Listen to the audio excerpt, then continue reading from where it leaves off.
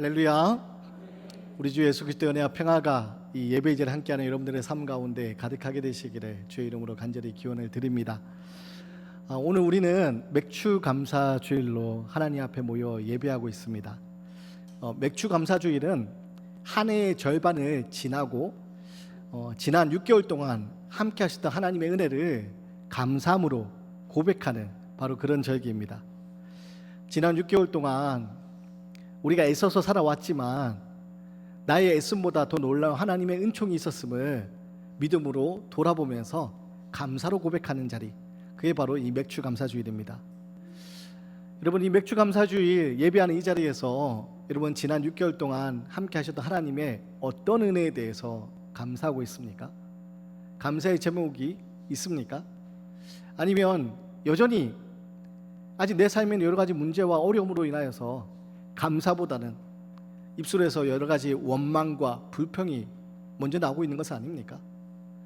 바라긴 오늘 룻기에 나오는 룻이라는 여인을 통해서 하나님이 보여주시는 이 말씀을 통해서 여러분 우리 삶 가운데 하나님이 얼마나 놀랍도록 역사하시는지, 얼마나 놀랍도록 계획하시고 함께 하시는지를 믿음으로 고백하면서 감사의 고백을 드릴 수 있는 그런 예배의 자리가 되시기를 주의 이름으로 간절히 기원 드립니다. 오늘 말씀을 통해서 우리가 먼저 기억해야 될 것이 있습니다. 그게 뭐냐? 여러분, 당연한 것이 아니라 은혜임을 우리 믿음으로 고백할 수 있어야 됩니다. 오늘 말씀을 우리가 온전히 이해하기 위해서는 1장에 나오는 룻기 1장에 나오는 그 내용에 대해서 좀 이해를 해야 되는데요. 룻기 1장에 보면 어떤 일들이 벌어지느냐? 사사 시대에 사사가 다스리던 그 사사가 치리하던 그 시대에 엘리멜렉이라는 한 사람을 소개합니다. 이 엘리멜렉에게는요 말론과 기럯이라는 두 아들이 있습니다. 그리고 그 아내 나오미가 있습니다. 근데 베들레헴에 이 엘리멜렉 이 가정이 살고 있었는데 엘리멜렉 가정이 살고 있었는데 베들레헴에 흉년이 듭니다. 베들레헴에 흉년이 드니까 먹고 살기가 힘들어집니다. 먹고 살기가 힘들어져서 아마도 이 엘리멜렉이 가장의 책임감 때문이었겠죠. 어떻게 하느냐? 먹을 것이 베들레헴보다 더 풍족하다고 여겨지는 다른 지방으로 이사를 갑니다. 근데 그 지방이 어디냐? 모압 지방이었습니다. 문제는 이 모압 지방으로 이사간 것부터 해서 그 모압 지방 이사간 일로부터 해서 이 엘리멜렉 가정에 큰 위기가 다가옵니다. 그 모압 지방 베들레헴에 흉년이 들어서 먹을 것이 풍족한 곳으로 여겨지는 모압 지방으로 이사를 했는데 그 이사를 해서 어떤 일이 벌어지느냐? 이 엘리멜렉이요 두 아들 말론과 기럯을 그 땅에 살고 있던 모압 여자와 결혼을 시킵니다. 그러면서 10년이라는 시간 동안 모압 지방에 살게 되는데 이 10년이라는 사이에 어떤 일이 벌어지냐? 엘리멜렉이 죽습니다. 그리고 말론과 기럯 두 아들이 죽습니다. 그래서 남은 사람들이 누구냐? 나오미, 아내 나오미와 두 며느리만 남습니다. 3명의 과부만 남게 되는 겁니다. 여러분, 오늘날에도 남편을 먼저 떠나보내고 혼자 사는 것이 쉽지 않은 세상인데 여러분, 이 사사시대에 남편 없이 여자로 과부로 살아간다는 건요 도저히 살 수 없는 아주 절망적인 바로 그런 상황입니다. 그런 상황 가운데 나오미와 두 며느리가 3명의 과부가 놓이게 된 겁니다. 그리고 그때 어떤 일이 벌어지느냐? 이 나오미에게 고향 소식이 들려옵니다. 나오미에게 고향 소식이 들려오는데 이 고향 소식이 들려오는데 그 어떤 소식이냐? 여호와께서 하나님께서 자기 백성을 돌보시고 그들에게 양식을 주셨다. 베들레헴에 먹을 것이 없어서 흉년이 들어서 베들레헴을 떠나왔는데 이 모압 지방에 살고 있었는데 이제 남편도 죽고 두 아들도 죽고 3명의 과부가 되어서 살아가야 하는데 고향 땅에서 들려온 소식이 뭐냐? 하나님께서 자기 백성을 돌보셔서 양식을 주셨다. 그리고 나오미가 생각을 합니다. 아, 내가 있을 곳이 이 모압 땅이 아니라 베들레헴이구나. 내가 하나님의 그 돌보심을 기대하면서 고향으로 돌아가야겠구나. 그러면서 이 두 며느리에게 이야기합니다. 고향으로 가야겠다고. 그러면서 이 시어머니 나오미가요 두 며느리 오르바와 룻이란 두 며느리에게 어떤 이야기를 하느냐? 나는 고향으로 돌아갈 텐데 너희는 모압 여인이니까 너희의 고향에서 지내라. 너희 집으로 가라. 다시 말하면 너희 친정으로 돌아가라. 너희도 과부로, 어차피 우리 3명 다 과부인데 너희들이 나 따라와서 내가 나 한 몸 건사하게 두는데 너희들까지 책임질 수 없다. 그러니까 너희 친정으로 돌아가라. 돌려보냅니다. 근데 이때 오르반 돌아가지만요, 루시라는 이 며느리는요 돌아가지 않습니다. 뭐라고 고백하느냐? 어머니 하나님이 나의 하나님이 될 것입니다 라고 하면서 어머니를 따라서 그 베들레헴으로 가겠다고 결심을 하고 베들레헴으로 함께 떠납니다.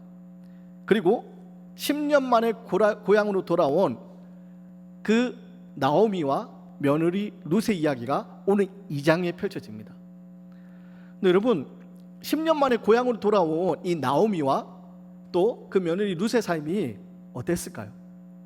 이제 10년 만에 고향 땅으로 돌아왔는데 과부가 되어서 고향 땅으로 돌아왔습니다. 그들의 삶 가운데 어떤 일이 펼쳐질까요? 오늘 말씀 보면요, 베들레헴으로 돌아온 나오미와 룻의 삶이 그 비참한 모습이 그대로 드러납니다.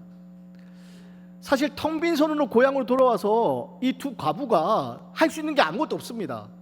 오늘날처럼 나가서 일을 할 수 있는 것도 아니고 이 두 과부의 몸으로 먹고 살 수 있는 방법은 아무것도 없습니다. 그래서 먹고 살 길이 막막해져서 오늘 그 며느리 이방녀였던 룻이 시어머니 나오미에게 이야기합니다. 2절 말씀인데요, 2절 말씀에 이렇게 기록되어 있습니다. 모압 여인 룻이 나오미에게 이르되 원하건대 내가 밭으로 가서 내가 누구에게 은혜를 입으면 그를 따라서 이삭을 주겠나이다 하니 나오미가 그에게 이르니 내 따라 갈지어다며.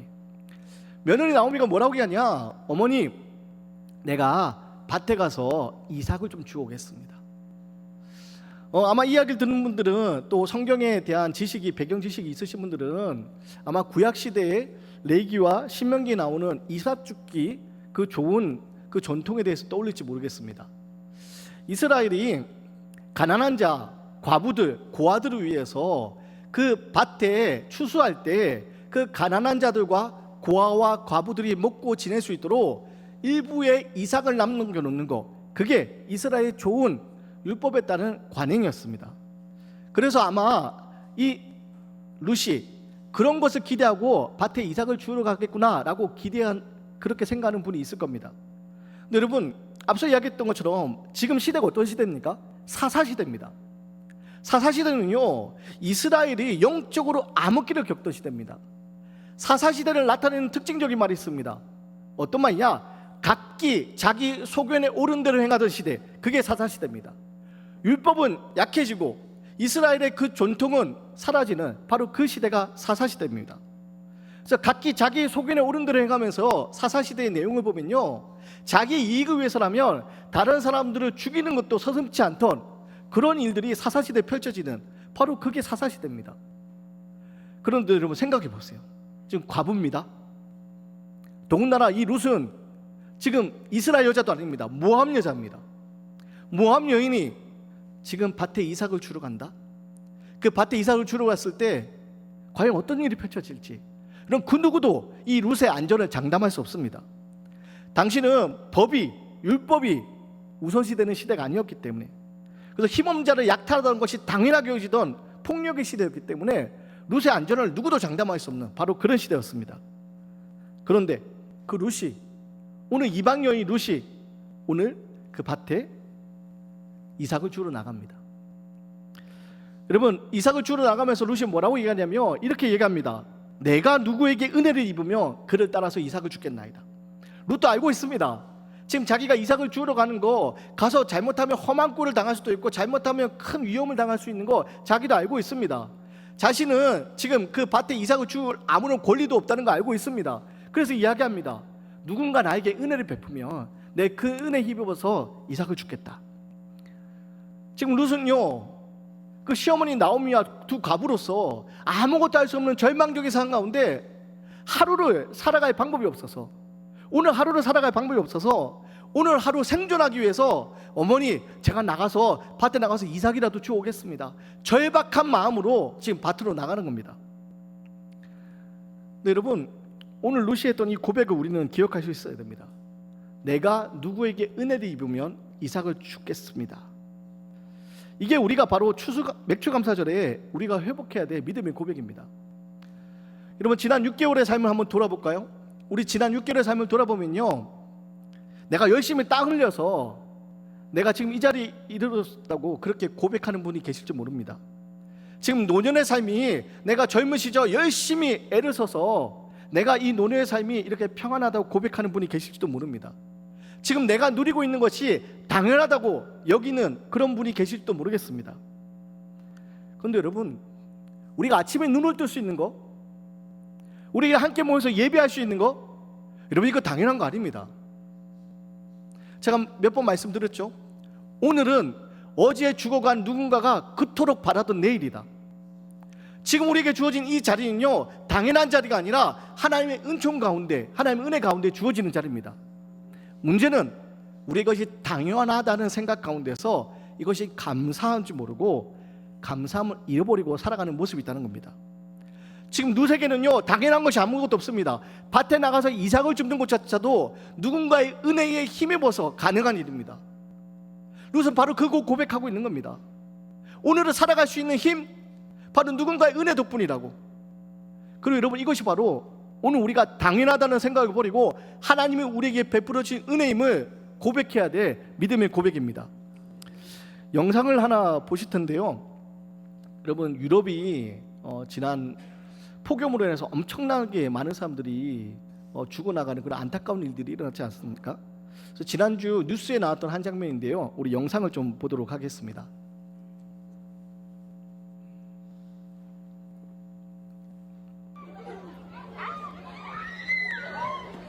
머리채를 잡아뜯고 넘어진 상대의 얼굴에 주먹을 내리치는 여성들, 주변에서 말려도 소용이 없습니다. 바로 옆으로는 아랑곳하지 않고 어디론가 내달리는 사람들이 보입니다. 이들이 난투고까지 벌이며 손에 넣으려는 건 다름 아닌 선풍기와 에어컨입니다. 지금 프랑스에서는 40도를 웃도는 기록적인 폭염이 이어지면서 극심한 냉방 제품 품귀 현상이 벌어지고 있습니다. 돈을 주고도 선풍기 한 대 사기 어려운 상황. 한 대형 가전 판매 체인이 어제부터 전국 매장에서 냉방 제품 20만 대를 할인 판매한다고 광고를 내자 그야말로 난리가 난 겁니다. 개장 전부터 구름대처럼 몰려든 사람들은 영업 시작을 기다리지 못하고 매장 문을 부수고 선풍기를 향해 내달렸습니다. 확보된 물량이 20만 대라지만 전국 매장에 나눠 풀리는 점을 감안하면 여전히 턱없이 부족합니다. 더는 폭염에 무방비로 버틸 수 없다고 생각한 사람들은 옆 사람이 잡은 물건까지 빼앗으려 서슴없이 달려들었습니다. 매장 안은 순식간에 아수라장이 됐습니다. 제발 진정하라는 직원들의 외침도 아무 소용이 없었습니다. 결국 거친 경쟁에서 살아남은 일부만이 냉방 제품을 들고 계산대에 설 수 있었습니다. 경찰은 약탈과 강도 등 또 다른 혼란이 벌어질 것을 우려해 구매에 성공한 사람들을 차량까지 호위하기도 했습니다. 프랑스는 그동안 전통 건축물 보존과 환경보호를 이유로 에어컨 설치를 까다롭게 규제해왔습니다. 이 때문에 에어컨 보급률은 25% 수준에 그치고 있는데 기록적인 폭염이 길어지면서 이제 프랑스에도 본격적인 에어컨 보급이 필요하다는 목소리가 갈수록 커지고 있습니다. 여러분, 영상에 보신 내용이 선풍기 살려고 그렇게 사람들이 막 달려드는 겁니다. 너무나도 폭염을 겪으면서 견디기 힘드니까. 우리에겐 너무나도 당연한 것들이 지금 저 자리에서는 당연하지 않은 일들이 되어버렸습니다. 요즘 외국인들이 한국에 관광을 많이 오잖아요. 외국에서 한국에 관광 오는 여행객들 중에서 특히 여자 여행객들 중에서 챌린지하는 그런 게 있습니다. 그게 뭐냐? 새벽 3, 4시쯤 카메라 하나 들고 숙소에서 나섭니다. 어디를 가느냐? 편의점 가는 겁니다. 새벽 3, 4시에 자기 혼자 카메라 하나 들고 편의점 가는 거 그걸 찍으면서 갑니다. 그리고 편의점 가서 라면 먹고 그리고 다시 돌아오는 바로 그 챌린지를 합니다.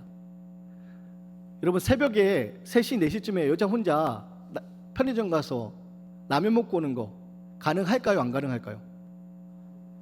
너무 가능한 거 아닙니까? 그게 뭐라고 그렇게 챌린지처럼 유행이 되지? 라고 생각하는 분들이 계실지 모릅니다. 근데 여행 온 외국인들 입장에서는요, 이건 너무나도 신세계인 겁니다. 캄캄한 밤에 여자 혼자 다닐 수 있다? 이거는 그들은 상상을 못하는 일입니다. 왜냐? 안전의 문제 때문에. 그런데 이 한국은 여자 혼자 새벽 3시인데 새벽 4시인데 사람들 안 다니는 그때 나 혼자 편의점 가서 그 라면 먹고 싶다는 거, 그게 너무 신기한 일이라고. 그러면서 자기가 영상을 찍어서 올리고 사람들이 그걸 막 챌린지 서로 그렇게 너도 나도 영상을 찍어 올리는 그런 일들을 합니다. 재밌는 인터뷰를 봤는데요. 외국에 오래 산 이제 외국인들 그리고 한국에 여행 온 외국인들이 신기해하는 게 또 하나 있다고 합니다. 그게 뭐냐? 유흥가에서 밤새 술을 마신 분들이 보통 어떻게 하냐? 해장을 하기 위해서 새벽녘에 식당에 들어갑니다. 그 식당에 들어가면 여기를 해장하러 가보신 분 없겠지만 새벽에 식사하러 가면 여러분 그 주방에서 일하는 분들이 남자입니까 여자입니까? 그 물 갖다 주고 서빙 음식 갖다 주는 분이 남자입니까 여자입니까? 여자분이시잖아요. 외국인들은 이게 너무 충격이라는 거예요. 아니 이 위험한 유흥가에서 술 취한 사람들 남자들이 막 식사로 오는데 여자가 그 안에서 일을 하고 있다? 이게 너무 충격이라는 거예요. 자기네 나라는 다 남자가 주방에 있고 남자가 서빙한다는 거예요. 왜? 위험해서. 그리고 우리는 당연하게 여기는 것들이 당연하지 않다는 거예요. 그래서 여러분 이 맥주 감사주일에 우리는 당연한 것이 아니라 은혜임을 고백할 수 있어야 됩니다. 이런 덥다고 더우니까 우리 마트 가서 선풍기 사야지. 너무나도 우리 당연한 건데 누군가에게 이게 당연한 게 아니고요. 이런 아프다고 우리 병원에 갈 수 있는 거 우리에게 너무나 당연한 건데 누군가에게 당연한 일이 아니고요.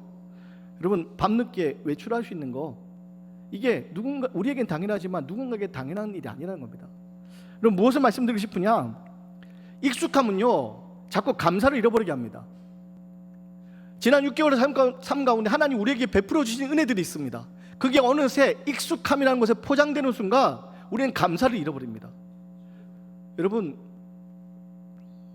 우리가 함께 이 자리에 예배할 수 있는 거 이게요 하나님의 은혜임을 감사함으로 고백할 수 있는 당연한 것이 아니라 하나님의 은혜임을 고백할 수 있는 믿음의 사람이 되시기 바랍니다. 두 번째 여러분 우리가 기억해야 될 것이 있습니다. 우연처럼 보이지만 하나님의 섭리가 우리의 삶 가운데 있다는 겁니다. 오늘 은혜를 구하는 마음으로 룻이 나섭니다. 밭에 이삭을 주러 나섭니다. 근데 3절 말씀 우리 같이 한번 읽어보겠습니다. 3절 말씀 같이 읽습니다. 시작. 룻이 가서 베는 자를 따라 밭에서 이삭을 줍는데 우연히 엘리멜렉의 친족 보아스에게 속한 밭에 이르렀더라. 여러분 성경은 무엇을 얘기합니까? 지금 밭에 이삭을 주러 가는데 이 룻이 어디에 갔습니까? 우연히 엘리멜렉의 친족이었던 돌아가신 자기 시아버지의 친족이었던 보아스의 밭에 이르렀다는 겁니다. 여러분 룻은요 베들레헴의 지리를 모르는 이방인입니다. 더군다나 룻은 지금 어디로 가서 이삭을 주울 수 있을지 계획하고 간 게 아닙니다. 은혜를 입을 수 있다면 내가 밭에 가서 이삭이라도 주워오겠다 그 마음으로 은혜를 구하며 나갔던 발걸음입니다. 그런데 마침 갔던 그 밭이 누구의 밭이라고요? 보아스의 밭입니다. 그리고 성경은요 이것이 우연이 아니라 하나님의 놀라운 계획하심이라고 우리에게 얘기합니다. 우리 4절 말씀 같이 한번 읽어보겠습니다. 4절 함께 있습니다. 시작. 마침 보아스가 베들레헴에서부터 와서 베는 자들에게 이르되 여호와께서 너희와 함께 하시기를 원하노라 하니 그들이 대답하되 여호와께서 당신에게 복 주시기를 원하나이다 하니라. 룻이 그 여러 많은 밭 중에서 하필 보아스의 밭에 이릅니다. 그리고 마침 그 자리에 온 보아스를 만납니다. 이것이 누군가에게 보면 되게 공교롭다, 이게 우연이다, 룻이 행운을 가졌구나 라고 생각하지만 성경은 이것이 우연이 아니라고 합니다. 오늘 말씀에 마침이라고 번역된 이 단어가 히브리어 원문으로 보면요 외힌네라는 단어를 쓰는데 이 단어가 어떤 뜻을 가지고 있냐? 그런데 보라 라는 단어입니다. 무슨 말이냐? 지금 이 룻이 밭에 갔는데 그것이 마침 보아스의 밭인데 그런데 보라 이게 보아스의 밭이었다. 보아스의 밭에 갔는데 마침 보아스가 옵니다. 성경 이야기입니다. 그런데 보라 보아스가 왔다. 이게요 우연이 아니라 하나님의 계획이었다고 하나님의 섭리였다고 성경 우리에게 증언하는 겁니다. 인간으로 볼 때 우연처럼 보이지만 하나님의 섭리 가운데 하나님의 치밀하신 계획이었다는 겁니다. 룻의 발걸음을 그 자리로 이끄신 것도 하나님이셨고 보아스의 발걸음을 그 자리로 이끄신 것도 하나님이라는 겁니다. 사랑하는 여러분, 하나님은 룻에게 저 보아스의 밭으로 가라고 이야기하지 않았습니다. 보아스의 꿈속에 나타나서 오늘 몇 시까지 네 밭으로 가면 그 이방 여자가 있을 것이다 말하지 않았습니다. 하나님은요 이 룻의 삶 가운데 보아스의 삶 가운데 우연처럼 보이는 그 순간들 하나님의 놀라운 계획 가운데 그것을 만나게 하시고 하나님의 놀라운 일을 이루어 가신 겁니다. 인간의 언어로는 우연처럼 보였지만 하나님의 계획 가운데 이루어지는 섭리였다는 겁니다. 사랑하는 여러분, 우리의 삶도 마찬가지입니다. 지금 우리가 어쩌다 보니 이 자리에 앉아서 함께 예배하는 거 아닙니다. 제가 어쩌다 보니 이 광소교회 담임 목사로 이 자리에 서 있는 거 아닙니다. 여러분, 어쩌다 보니 우리가 이렇게 함께 모여 있는 것이 아니라 이 모든 것이요, 하나님의 놀랍도록 치밀하신 하나님 놀라운 섭리라는 겁니다. 그리고 우리는 그 사실을 믿음으로 고백하여 나가야 됩니다. 내 삶의 모든 발자국 가운데 내가 다 미처 못했지만, 이해 못했지만 하나님의 놀라운 계획이 있음을 믿음으로 고백하며 나가는 겁니다. 그게 바로 오늘 감사로 예배하는 이 자리에서 우리가 가져야 될 믿음의 모습입니다. 사랑하는 여러분, 우리 하나님의 크신 계획을 다 알 수 없기 때문에 때때로 막막하고 두렵고 우리 마음이 깨어지고 무너질 때 있습니다. 그런데요, 지나고 보면 그 모든 것이 하나님의 은총이었음을 우리는 믿음으로 고백하게 됩니다.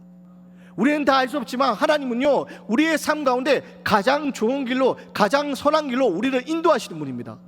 바라기는 그 하나님의 인도하심을 믿음으로 바라보시고 마침, 우연히가 아니라 마침 그 자리에 보아스와 룻을 만나게 하시는 그 하나님의 놀라운 섭리가 우리의 삶 가운데 향하고 있음을 믿음으로 고백하시기 바랍니다. 끝으로 여러분, 그래서 우리는요, 하나님의 일하심, 내 생각보다 크신 하나님의 일하심을 기대하며 나아갈 수 있는 겁니다. 하나님의 일하심은요, 우리의 생각보다 큽니다.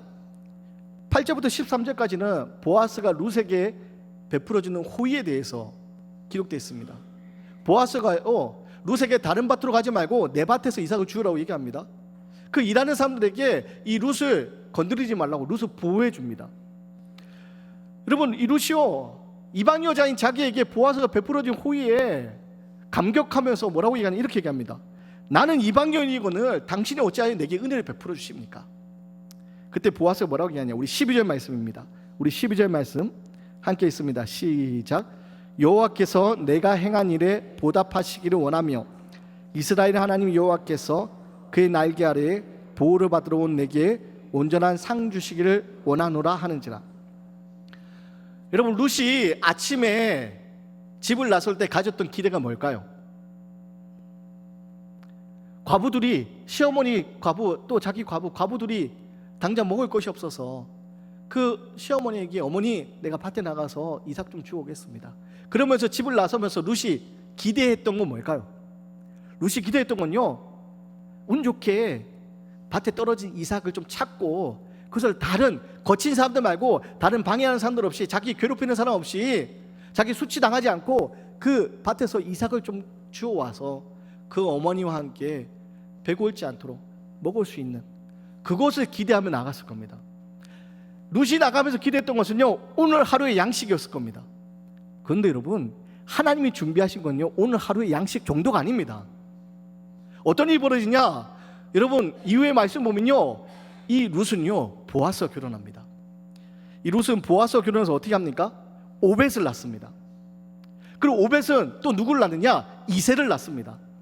여기서 말씀 들어본 이름 나오죠? 그럼 이새는 누구를 낳습니까? 다윗을 낳습니다. 여러분, 모압 여자라는 이 이방 여자가요, 예수 그리스도 그 계보에 오르는 바로 그런 놀라운 인생이 됩니다.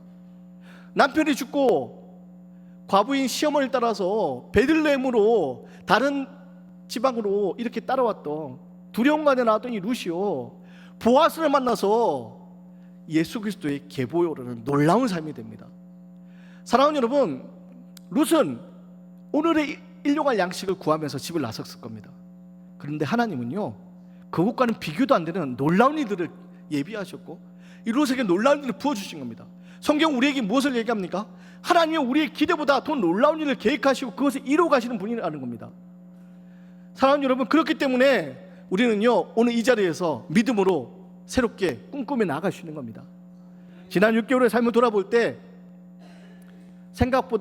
내 생각보다 그 결과가 좋지 않아서 때로는 아쉬운 점들도 있을 거고 후회되는 점들이 있을지 모릅니다. 그런데요, 여러분, 우리가 낙심하지 않을 수 있는 이유는 뭐냐? 하나님의 선하신 계획이 룻을 향해 있던 것처럼 나를 향하고 있고, 하나님의 예비하심이 룻을 향해 있던 것처럼 나를 향하고 있다는 겁니다. 그것을 우리의 믿음으로 바라보면서 나아가는 겁니다. 바라기는 룻을 위해 예비하셨던 하나님께서 오늘 우리의 삶을 예배하고 계시다는 사실을 기억하시고 믿음으로 나아갈 수 있는 하나님의 사람이 되기 원합니다. 말씀을 정리합니다. 여러분, 최효선님의 글 중에서 방귀감사라는 말이 있습니다. 글이 있습니다. 제가 좀 그대로 읽어드릴게요. 수술 후 하루가 지났다. 점심 무렵 밥 아주머님이 방귀 나오셨어요? 묻는다. 아니요 했더니 방귀 나오면 알려주세요. 죽 드릴게. 회진호승 선생님이 방귀 나왔어요? 묻는다. 아니요 라고 대답했더니 운동 많이 하세요 라고 하고 가신다. 아내가 병실로 돌아와서 대뜸 방귀 나왔어? 라고 묻는다. 그놈의 방귀. 전에는 방귀 많이 낀다고 핀잔하던 아내가 내 방귀를 애타게 기다린다. 목사님이 오셨다. 기도 후에 물으신다. 장로님, 방귀 나왔어요? 아니요 대답한다. 병실에 들어오는 사람마다 방귀 타령이다. 며칠 전 새벽 기도 시간이 기억난다. 어느 권사님의 감사헌금에 하나님, 우리 며느리 방귀 나오게 해주셔서 감사합니다 라고 적혀 있었다. 새벽 예배당하는 성도들의 웃음소리가 가득했다. 수술한 사람이 방귀가 나오지 않으면 음식은 먹을 수 없다. 초조하게 기다리다가 방귀가 나오면 아, 이제 살았다고 기뻐한다.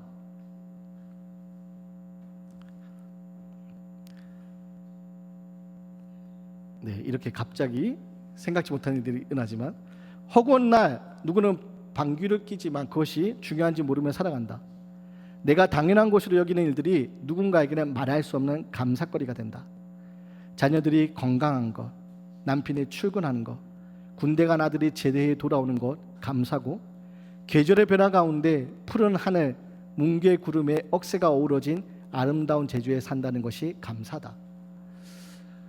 여러분, 이 최효선님의 글이 참 마음에 와닿고 계속 생각하게 하는데, 여러분, 누군가에게 당연한 것들, 어쩌면 그것이 누군가의 불평거리가 될 수 있는 것들, 근데 그것이 누군가에게는 감사의 제목이 된다는 겁니다.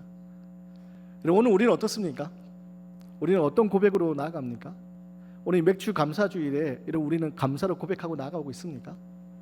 여러분, 다시 한번 우리 마음속에 하나님 우리에게 주신 것들에 대한 감사의 고백으로 나아갈 수 있기 원합니다.